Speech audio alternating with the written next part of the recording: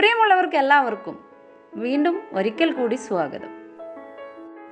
ഓമനിച്ച് വളർത്തിയാലും നമ്മളോട് ഇണങ്ങാത്ത ചില ചെടികളുണ്ട്.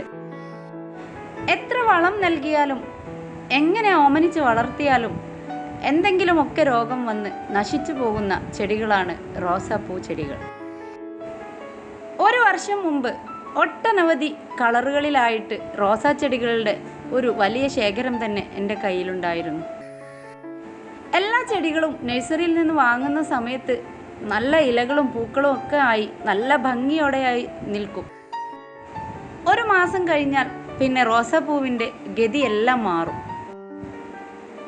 ഇല പഴുപ്പ്, അതുപോലെ തന്നെ പൂക്കൾ ചെറുതാവുക, കരിഞ്ഞുണങ്ങുക, ഇങ്ങനെയുള്ള ഒട്ടനവധി രോഗങ്ങൾ പെട്ടെന്ന് വരാൻ സാധ്യതയുള്ള ഒരു ചെടിയാണ് റോസാ ചെടി. എന്നാലും നമുക്ക് തോറ്റു കൊടുക്കാൻ പാടില്ല. നമുക്കും റോസാ ചെടിയെ നട്ടു വളർത്തണമല്ലോ. റോസാപ്പൂക്കളുടെ മനം മയക്കുന്ന സൗന്ദര്യം തന്നെയാണ് നമുക്ക് റോസാ ചെടിയോടുള്ള അടങ്ങാത്ത മോഹം വർദ്ധിപ്പിക്കുന്നത്. പലതരം റോസാ ചെടികളുണ്ട്. റോസാ ചെടിയുടെ കൂടുതൽ വിവരങ്ങളൊന്നും എനിക്കറിയില്ല. എന്നിരുന്നാലും അറിയുന്ന കാര്യങ്ങൾ നമുക്കൊന്ന് പങ്കുവെക്കാം. നഴ്സറിയിൽ നിന്ന് നമ്മൾ വാങ്ങുന്നത് ബഡ് ചെയ്ത ചെടികളാണ്. ബഡ് ചെയ്ത ചെടികൾ നമ്മൾ ചട്ടിയിൽ നടുന്നതാണ് ഉചിതം. റോസാ ചെടിയുടെ നടീൽ രീതി എങ്ങനെയാണെന്ന് നോക്കാം. മണ്ണിൻ്റെ പോട്ട് തന്നെ നമ്മൾ റോസാ ചെടി വളർത്താൻ തിരഞ്ഞെടുക്കുക. ആദ്യം നമ്മൾ ചെയ്യേണ്ടത്, നമ്മൾ ചെടി നടാൻ ഉപയോഗിക്കുന്ന ചട്ടിയുടെ ദ്വാരത്ത് ഒരു ഓട്ടിൻ കഷ്ണം വെച്ച് വെള്ളം വാർന്നു പോകാനുള്ള സൗകര്യമൊരുക്കുക. അതിൽ നമ്മൾ മണ്ണും മണലും ചാണകപ്പൊടിയും കൂടെ ചേർത്ത് ഫില്ല് ചെയ്യുക. നഴ്സറികളിൽ നിന്നും നമ്മൾ വാങ്ങുന്ന സമയത്ത് കിട്ടുന്ന ചെടികളുടെ കവർ നമ്മൾ പൊട്ടിച്ചെടുത്ത് നേരെ ചട്ടിയിലേക്ക് ഇറക്കി വെച്ചതിന് ശേഷം ചുറ്റും നമ്മൾ പൊട്ടി മിശ്രിതം ചേർത്ത് കൊടുക്കുക. ചട്ടിയുടെ മുക്കാൽ ഭാഗത്തോളം മാത്രമാണ് നമ്മൾ മണ്ണ് നിറക്കേണ്ടത്. ബാക്കി ഭാഗം കാലിയാക്കി ഇടുന്നത് നമുക്ക് ഇടയ്ക്കിടയ്ക്ക് റോസിന് വളം ചെയ്യേണ്ടതുണ്ട്. അതിനാൽ നമ്മൾ കുറച്ച് സ്ഥലമൊക്കെ ബാക്കിയാക്കി വെക്കുക. ബഡ് റോസാണ് നമ്മൾ നടുന്നതെങ്കിൽ ഇതുപോലെ ബഡ് ചെയ്ത ഭാഗം മണ്ണിന് മുകളിലായിട്ട് വേണം നമ്മൾ റോസിനെ നട്ടെടുക്കാൻ. ചെടി നട്ടതിന് ശേഷം നമ്മൾ 2 ആഴ്ച തുടർച്ചയായിട്ട് വെള്ളം ഒഴിച്ചു കൊടുക്കണം. ചെടി നടുന്ന സമയത്ത് ചെടികളിലുള്ള പൂക്കളും പഴുത്ത ഇലകളും ഇതൊക്കെ വെട്ടി നമ്മൾ വൃത്തിയാക്കിയിട്ട് വേണം ചെടി നട്ടു കൊടുക്കാൻ. അങ്ങനെ ചെയ്യുന്നതിനുള്ള കാരണം ചെടി മണ്ണോട് ചേർന്ന് വേരുകൾ വരാൻ തുടങ്ങിയാൽ പുതിയ നാമ്പുകൾ വരുന്നതോടൊപ്പം തന്നെ മൊട്ടുകളും കിളിർത്ത് വരാൻ വേണ്ടിയാണ്. കീടബാധ കുറക്കുവാനായി നമുക്ക് ഒരു ചെറിയ ട്രിക്ക് ചെയ്യാം. റോസാ ചെടി മറ്റു ചെടികൾക്കിടയിൽ വെക്കാതിരിക്കുക.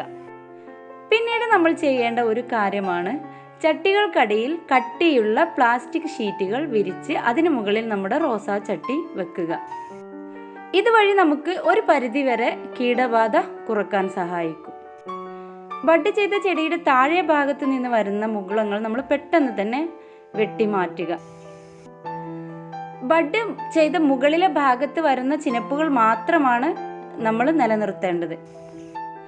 റോസാ ചെടി പിടിച്ച് ശിഖരങ്ങളൊക്കെ വന്ന് നല്ല മൊട്ടുകളും പൂകളും ഒക്കെ ആയിക്കഴിഞ്ഞാൽ പൂക്കൾ ഇല കൊഴിയുന്നതിന് മുൻപ് തന്നെ വാടി കഴിയുമ്പോൾ നമ്മൾ ആ ഒരു തണ്ട് മൊത്തമായിട്ടും പ്രൂൺ ചെയ്ത് കളയണം.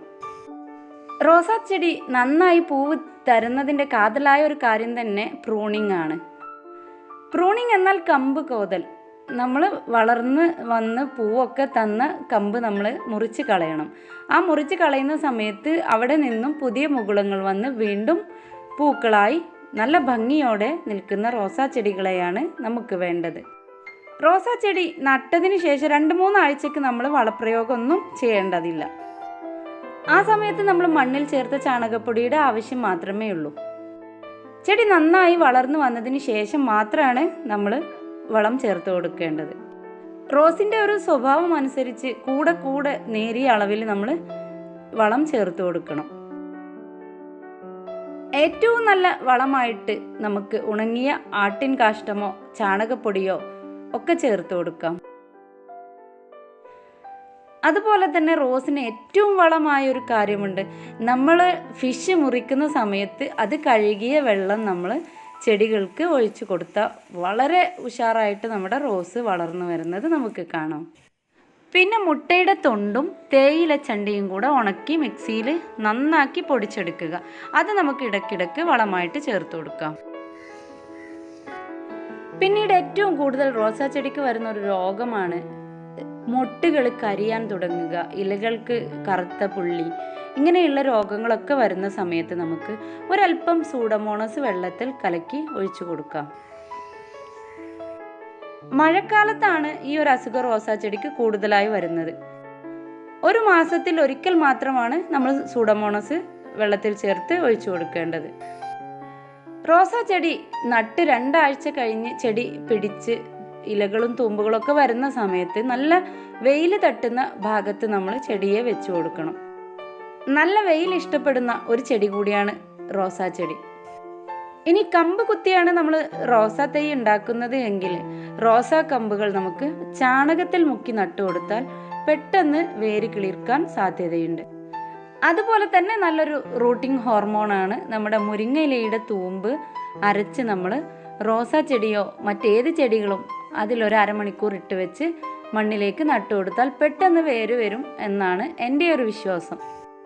റോസാ ചെടിക്ക് വളം നൽകുന്ന സമയത്ത് നമ്മൾ മേൽമണ്ണ് എപ്പോഴും ഇളക്കിയിട്ട് വേണം വളം നൽകാൻ. ചട്ടിയിലെ മണ്ണ് ഉണങ്ങാൻ അനുവദിക്കാതെ 2 നേരം നമുക്ക് റോസിന് നന കൊടുക്കാം.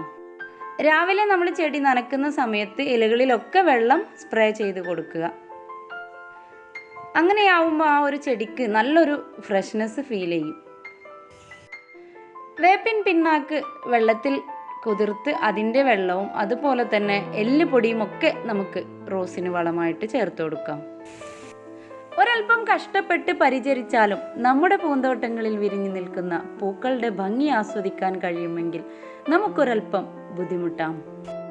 വളരെ മനോഹരമായി വിരിഞ്ഞു നിൽക്കുന്ന റോസാപ്പൂക്കളുടെ കൗതുകം കണ്ണിന് ഇമ്പമുള്ളതും മനസ്സിന് കുളിരണിയിക്കുന്നതുമാണ്. എല്ലാവരും ഈ പരീക്ഷണങ്ങളൊക്കെ പരീക്ഷിച്ച് ഒരു റോസാ ചെടിയെങ്കിലും വീട്ടിൽ നട്ടു വളർത്താൻ ശ്രമിക്കുക.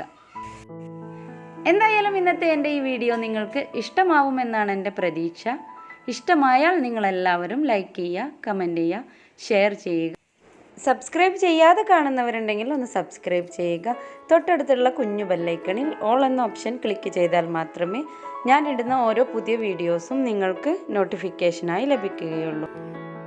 വീണ്ടും പുതിയ വീഡിയോസുമായി വരുന്നത് വരെ എൻ്റെ പ്രിയപ്പെട്ടവർക്കെല്ലാവർക്കും നന്ദി, നമസ്കാരം.